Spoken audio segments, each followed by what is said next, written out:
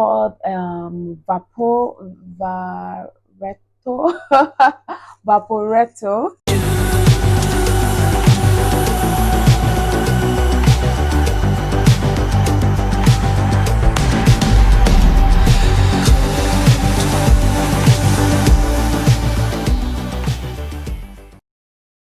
Hi guys, welcome back to my channel. I am super excited. This is Soge. Thank you for the support. Thank you for the likes. Thank you for the comments. Thank you for subscribing. If you're new, please do subscribe. And if you are not subscribed yet, what are you waiting for? Please hit that subscribe button and join the family. So today we're going to be talking about Venice. I'm going to be dropping the tea. I'm going to be dropping all the tips that you need to navigate through your journey to Venice. Yes, I'm going to let you know all the things that you need to know before you go to Venice. Yes. So first things first that I would like to say is accommodation. Before you go, you do need to choose accommodation. There are two places that you could go, that you could actually stay. You could stay in Venice City, in the city itself, or you could go to the mainland, or you could stay in the mainland. There's some towns or cities that are very close to Venice. The reason why I did choose to stay in the mainland was it was a lot cheaper, it was a lot more affordable basically, because Venice is quite expensive. I don't think before you see mostly 4 or 5 stars, they're that expensive. But if you have that money to spend to enjoy that Venice vibe, then obviously stay in Venice. But if you're kind of looking at a more affordable place, then it is better to stay in the mainland. One thing that I would say is that when you're actually staying, when you're booking an accommodation in the mainland, you have to be sure that it's not too far from the bus stop, or it's not too far in general. Like where I stayed was like 20 minutes away from Venice. So it was, and the bus stop was literally just in front of the accommodation that I stayed. So it was quite easy for me to navigate into Venice city. Transport is water. It is an island. Don't expect anything less. To go from one place to another, you have to use the city ferry. It's called Vaporetto, and again, it's a bit pricey because one way is like 750 euro. But if you're going to be going to different places, you're going to be stopping in different places, and you're going to go going back and forth. It's better to just buy a city pass, which is reasonable compared to spending 750 every stop of the way. I want to say about when you're coming in, um, you could use a taxi or you could use a bus, depending on obviously affordability, what you can afford. You can do either of the two. We did use a taxi because we're going there, and it took us directly to our accommodation, and that was because we were three, so we could split it amongst each other.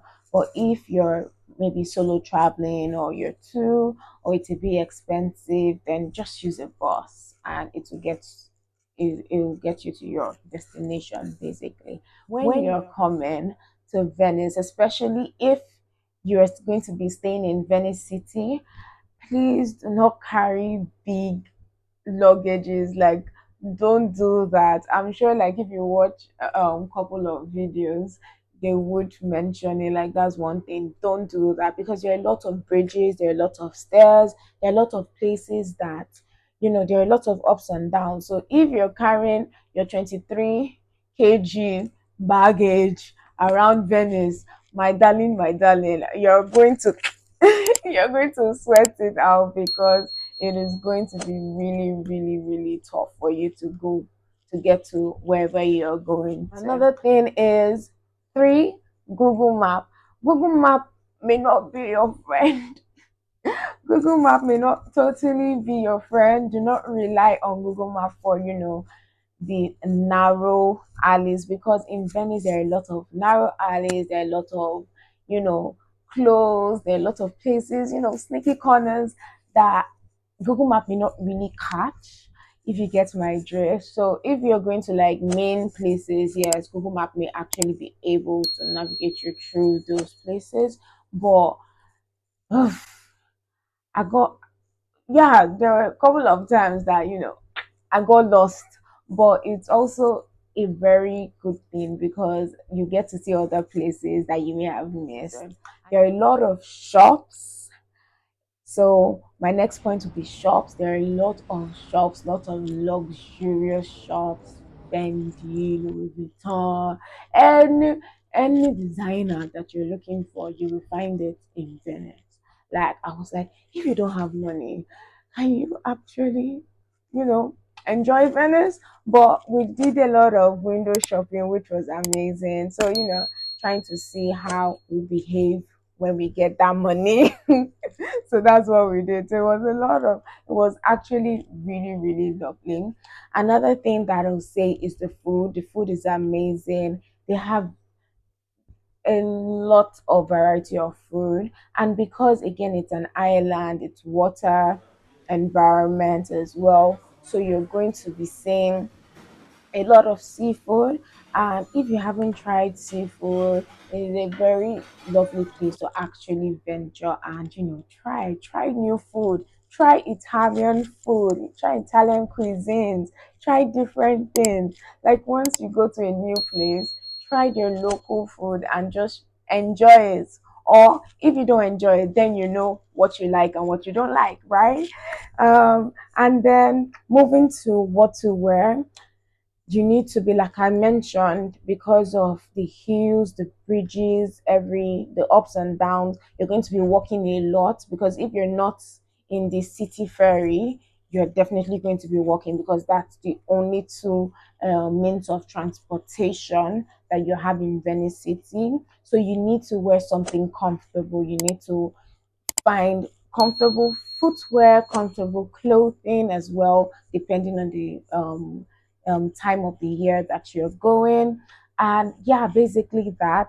I know my girl is we want to wear heels, we want to look all smart and dashing, but really, we want to look cute, but really, really, really, if you wear heels, maybe for pictures or so, just know that you need to have your slippers or your flip flops to be ready for action when you're tired of, walking in heels. But it's a stony ground and there are a lot of places to see. Because if you actually don't wear something comfortable, then you become like you're not able to see a lot of places because your legs are already aching before you even started the journey. So why you did this to yourself? So next thing I would say is activities. There are a lot of activities in Venice. Like I said, just explore. There is the St. Mark Square that has a lot of places. Most of the monuments of Venice are there. So it's a very lovely place as well. You have the um, bridge. I want to pronounce it Rialto Bridge. I hope I get the pronunciation well. Honestly, I don't like pronouncing stuff because I never get it well. Yeah, so we have the Rialto Bridge. It's a very popular bridge. You have the Grand Canal. The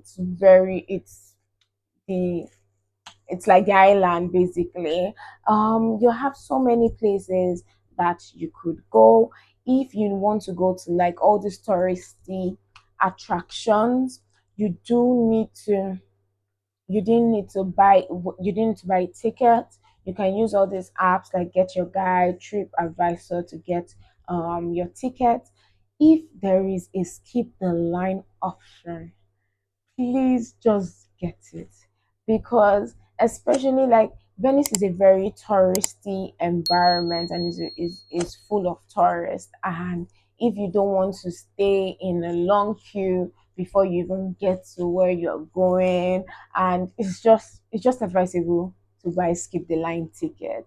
Yes, amen, amen. That reminds me about the gondola ride that I took as well. That was one of the activities, and it was something.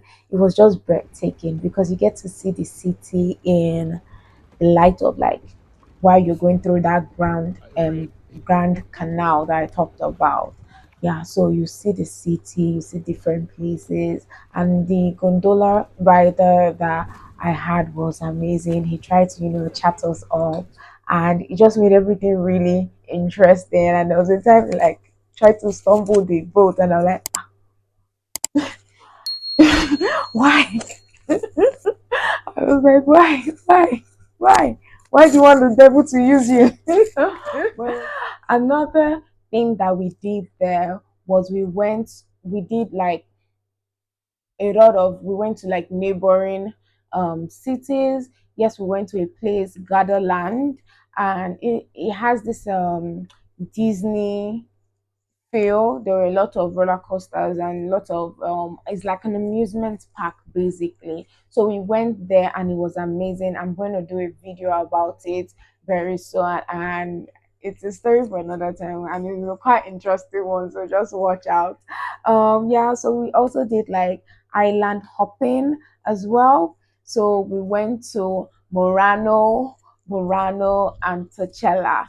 So these three islands are amazing. They are unique in their own way, and it is just a lovely. It just makes you feel like, yes, like when you travel, like you just want to feel like you're part of something, like you've found something amazing. And trust me, Murano is an island that they mostly do blow glass production. So they actually do glass, and you go there and they show you how they make glasswares, and it is just an amazing experience. And then you go to Burano as well. Burano is a fisherman's city, well, an island, Fisherman Island, and it has colorful buildings. All the buildings are colored in different ways, in different colors.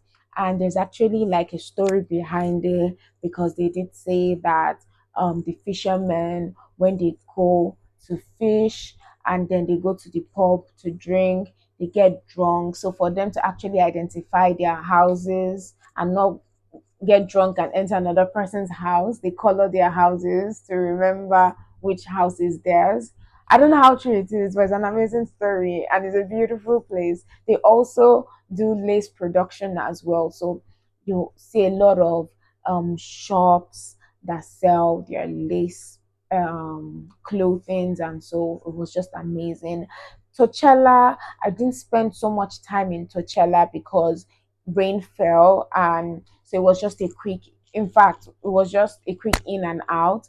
But I think Torcella is one of the first places that the people of Venice they lived in before, venturing and finding other islands basically. So that was really nice. They really, in Venice, they really have this lovely train station. Like, I'm in awe of train stations right now. It's like I'm looking for the best train station in Europe. But yeah, the train station was lovely. One thing you need to know about Venice, especially like when you're going to public, like when you're in like public settings, like in train station, for example, one thing I noticed is you have to pay to pee. Yes. And in most public places you have to pay to actually use the restroom. So that will bring me to money.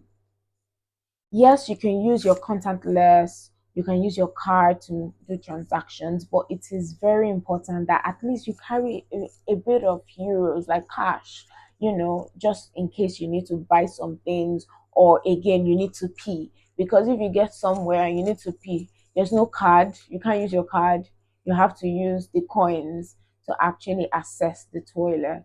So that is one thing that you need to put in mind.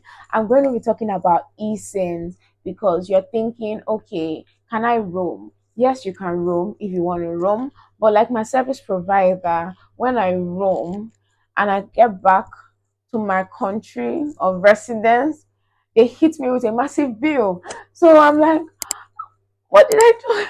What did So that is why I got an eSIM, and the eSIM is actually is just better. Just gets unlimited data or 1 gig, 2 gig, depending on how long you're going to stay. Most times you're just going to use it to connect with your friends or family and Google Map basically. So that brings me to adapter. If you're going to a European country, you need a different adapter because the power outlet is different from the ones in UK, US, Nigeria.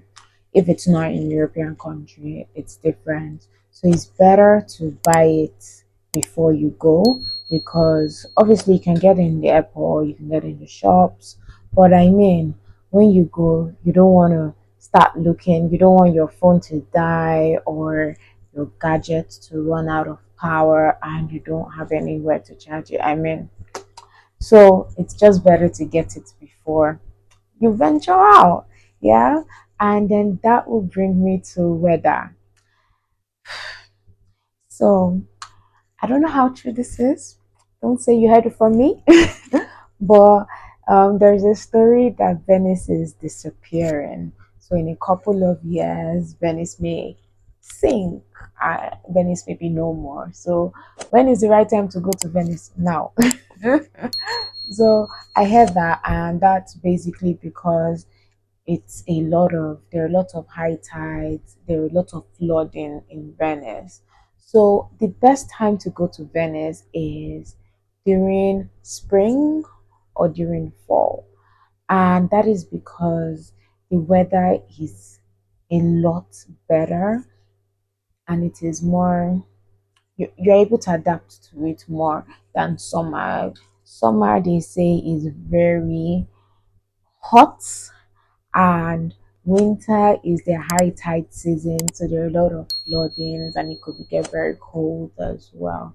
So the best time to go is actually during the spring or during the fall as well. And also the crowd is not as much during, especially like compared to summer, because summer is like a season, the season period where everyone wants to travel to touristy places, right?